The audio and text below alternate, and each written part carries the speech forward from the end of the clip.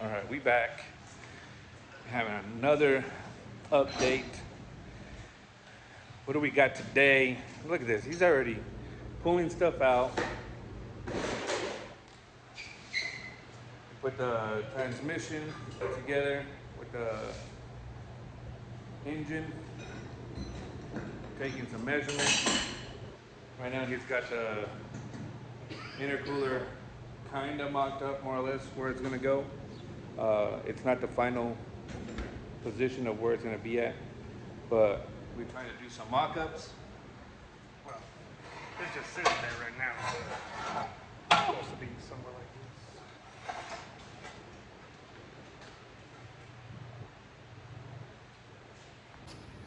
Something like that. Plenty of room to go dual back door on both sides like I want. Still have room for my CSF radiator. Headlights are still bolted on pretty good. This is still pretty sturdy enough where I didn't take enough out of it, so that my plan is to go back door on both of these, so I can just go straight back this way instead of coming around like most do, because I'm trying to shorten my charge pipes. And that's my plan, at least for now. The shorter the charge pipes obviously is better, less boost lag. Not that I think I'll have any, but yeah, that's the whole reason why I wanted this section kind of gone, front end section kind of gone. This is all going to get redone anyways and plated in the front later on. This is kind of help stiffen stuff up. We're going to have a mount here so that this stays level, sturdy. I'll have another mount, small mount, little white mounts, just to keep this one here as well. It has 2 tabs. Speed Factory is pretty good about making stuff. This is a 1,000 horsepower core. They were out of the 600 horsepower cores when I ordered this one, and for the extra money, I said why not. I've actually had this sitting in for a minute. I have another backdoor intercooler, but since we're going side feed on the intake manifold, I kind of wanted everything on one side instead of coming back around and swooping up like I had my other setup. You can see the piping over there. But yeah, we're gonna drop in the trans and long block to throw it in. That way we can start getting things mocked up. The mount kit is already in. Yeah. I got lucky enough that this mount kit was already in the car when I got it, so I didn't have to cut the mount out. That's kind of the reason why I decided to get the show. Somebody had already cut the trans mount that's from the factory, and it came with the Hasport mounts, which I'm glad I didn't have to buy, because it would have been the 3rd set of mounts that I bought since I bought my swap. So let's go ahead and get the swap put in the car.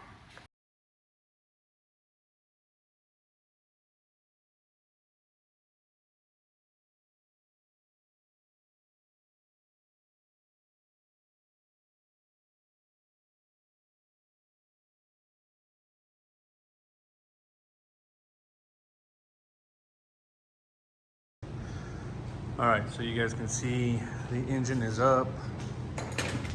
It's actually hanging on its own. This is just because we were trying to mock up for the T bracket that you guys can see right there. We took off all the heat shields all the way down. Just really trying to see. Pretty cool parts on it that we're not going to be reusing. They look like they were new at one point, but yeah, there's some old school stuff. We got some BWR lower control arms, BWR brace. I think this is a stock sway bar. Has some fairly Koenig. new Connie yellows. I'm not sure what coilovers these are, but it's not staying on the car. It's gonna come off the car, and we're going to get a different suspension setup. But for now, it'll do. Yeah, so you guys kind of see that in the time lapse. You guys saw that we put the engine and transmission up from the bottom. It is an all-wheel drive transmission. Transfer case is already part of the transmission.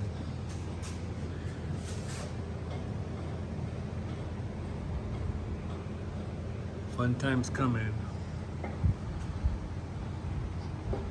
All right, so what's next on the agenda?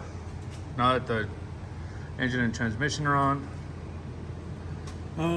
now the transmission and engine are in place for now. At least the powertrain is out of the way, off the floor, and out in the way of the shop. Next thing we want to do is install the Hub City Performance rear trailing arm kits, lower control arms. That way we can get everything ready for mounting up the diff, because we're going to need to take some measurements for the drive shaft. I think with this one, I'm going to do it different than everybody else has been doing. I've been looking at cost stuff and how hard it is to get certain things, and there's a company out there that actually makes a instead of getting a wagon viscous coupler or any other viscous coupler, my plan is just to run a full drive shaft like normal, like the CRVs do. And I forget off the top of my head what company is the one that makes the viscous coupler that goes inside the rear CRV diff, where it's literally just removing all the stuff like you would have to do anyways to pin the rear diff, and you add the viscous coupler in the diff itself, which eliminates having to do a lot of extra bracketry. You just have to make one bracket for the carrier bearing, and I think that's going to make it a simpler process. That viscous coupler is a little pricey, but when you look at the cost for everything else, it equals out to the same. not just that, but a lot of the stuff is on back order. Yeah, it's kind of hard to get anything with the viscous coupler right now anyways, but this company actually makes this viscous coupler and it's available, and you just put it in the CRV diff and it's ready to go after that. So I think that's the route we're going to go, but definitely getting this tank out of the way, getting this old school BWR stuff off, and yeah, we're going to have to do a lot of freshening up. This car's been sitting for many years here in Arizona. Luckily no rust, obviously, but That's definitely one thing. Like in Arizona, we ain't got to worry about no rust. the bushings, the brakes, the pads, the rotors, all that stuff is going to get replaced with new stuff. Also, another thing, when I first got this car, I didn't look at it too well because I was told it was a good car, so I just believed the person. But this subframe is actually damaged. It doesn't actually hold the rack in place. One of the mounts for the rack literally broke off, not sure how. Somebody tried to re-weld it and the weld did not hold at all, and I wasn't trying to re-weld anything back on. So what I did was I actually bought another subframe, which I have put away over here for now. I got it cleaned up. It's not powder coated or anything, but I had a shop that's just a couple of suites down from me who might actually be doing the body and paint on this car once we're done. I got it nice and cleaned up for him. He scuffed it up, degreased everything, cleaned it up really good, primered it, and I just had him painted. I didn't have him do anything special. It's just a subframe. So we're going to be putting that on the final stages of the car, just so it's a little bit cleaner in the car and we're not having to mess with, the mount. But actually, right here, this is what I'm talking about. This is the back side of the subframe. This is the front side. This is where the rear mount goes. So this portion is missing on that subframe. You can see it gets welded here from the factory and stuff. So somebody tried to re-weld it here and it just didn't take, or they didn't weld it right. So I didn't want to deal with that. OEM subframe, nice, clean, and it'll get mounted back up once we get everything going again. So that's going to go on. Right now, I probably jumped the gun a little bit, but I went ahead and got fresh new tires all the way around. It's a street car, so I didn't go anything crazy, just street tires. We're gonna do 225, 50, 15 Toyo R888Rs all the way around. That should be plenty of grip for what we're gonna be doing. Just kind of looking around some of the group pages for all-wheel drive, and that's what a lot of the guys who are making big power are actually running. The goal for this car to start off is just 500-600 horsepower, something dailyable, something fun, but it should be able to put down the power and hurt some feelings. Especially here in Arizona, where everybody wants a street car to race against, because apparently if your car is not a street car, it's not worthy of being deemed fast. So for you street car guys out here in Arizona, you know who I'm talking about. This car is going to be definitely for you guys to line up against if you'd like to. There's some 1,000 horsepower street cars out there that like to pick on other cars. So I'll be looking for that 1,000 horsepower street car that can only run 10s. Hopefully this 600 horsepower street car can run 10s. Wait, so street car, you mean it's not going to be fully gutted, right? No, because apparently if you take anything out of the car, it's no longer a street car. Unfortunately, it won't have AC, but it's going to have full interior, and it's going to have registration, and it's going to be insured, and it's going to make power. So I believe that's what's deemed as a race car. We're not cutting anything in the interior. Wait, you mean street car? Street car. Street car. So we're not cutting anything in the interior. We're not cutting pieces out of the car, so nobody can cry that it's a tin can car. But yeah, that's the plan. Build a fast car and hurt some feelings, and let the trolls troll. So that's the plan for the car. At least I feel good that we put our hands on the car. We got the engine and trans made it together and into the car. Now it's just a matter of bolting stuff in, making sure everything fits, disassembling, cleaning stuff up, reassembling.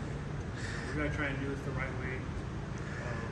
Now, so that the viewers know and understand, like, even though, yes, we have plenty of the parts there, doesn't mean that you just want to take stuff off and then just slap things back together. You really want to take your time and make sure that things are getting put back in place or installed the correct way, the correct manner, meaning you want to put in new bushings. Like, what else is it that we're going to be replacing? Also on the front end, I mean, all this stuff, none of this is going to stay. The only thing that we're going to need to keep is the calipers and the caliper bracket. Like I said, these rotors are not going to be here. None of this stuff is going to be here. This is all getting replaced with the Hub City kit. The rear trailing arms are obviously going. On the front end though, especially on the passenger side, this car is set for a really long time with nothing in it, so the wheel bearings are shot, like really bad. And I planned on putting the 36 millimeter hubs anyways on here because I'm running OEM axles. That way, if anything ever breaks, I know I can just go to a parts store or find OEM axles to pop back in. And obviously, I can't do that with these. These are 32 mil hubs, so to kill two birds with one stone, just like with the Civic, which I still have. I'm going to be getting a set of 36 millimeter hubs, and when we do that, we're going to kind of refresh everything, which new ball joints, because these ball joints are shot, tie rod ends. Whoever had this car before actually put these tie rods in incorrectly. When we first got it, we couldn't turn the wheel all the way. I had one laying around, so I swapped it. This seems to have some kind of aftermarket upper control arms, so I'm not sure how well those are, or if they're brand new, or what's up with those. So I'll look at those and see if they're usable or salvageable. If not, we'll be replacing those. I'm going to look at getting either a bushing kit or just getting complete new lower control arms with new bushings already in them, just to kind of make sure all the suspension, all the joints and everything are fresh and clean, no wobbliness. Because even though we're planning on making some big power, we don't want to do things incorrectly and unsafe. I just don't want to have to come back and touch the car for something we could have done while it was taken apart anyways. Yeah. We still need to come back and weld the bottom part of the weight plate because it's not really completed. It was just kind of there to at least hold, which it does hold. It holds my weight. It holds. I've jumped up and down. It hasn't broken, but we're still going to come back and weld the bottom piece of this weight plate up. Yeah, we still have quite a bit of work to do. Obviously, this transmission needs to get cleaned up. And as you guys can see in the background, like I said in the last video, this girl is getting the attention in between working on clients' cars. Can't really afford to work on this car 24/7. Otherwise, it would get done really fast. But working on other companies' vehicles, or that's a fleet car, or whatever the case is. I have 2 other cars that are also just waiting to hear back on. Getting some work done, and I have another vehicle getting dropped off today, which is getting a transmission. So we don't just, this is a hobby for us. We've only built so many Hondas here, actually in-house, just because obviously the Honda. But so do you only do Hondas? No. So I work on all cars, makes and models, auto repair and maintenance. A lot of other shops around here do not touch some of the cars I do. I do like to build Hondas for customers, but as we know, the Honda scene has changed a lot, and everybody and their mother can build a Honda, I guess, in their backyard, or know somebody's friends, cousins, mother who works in their backyard who can do anything for $200. So I don't do too many Honda projects unless they're willing to actually spend the right money on the right parts, which I have had a couple of customers now who have done that, and I should have done a build project or a build video on those. Like I said, we've grown a lot since 19 months, almost 2 years ago, that we opened up the doors to the shop.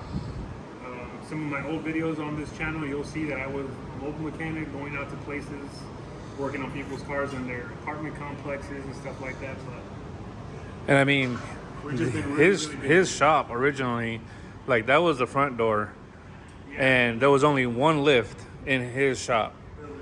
And after 1 year, his shop has grown to where he expanded because he needed to have a second lift and needed the space for that second lift. So a lot of putting your head down and getting to work, and that's where he's at right now. So stay tuned for the next video. Mendoza Auto Garage. Don't forget to follow us on Instagram. We post pictures on there of some of the cars that are coming in daily. So hit that like, subscribe, and stay tuned.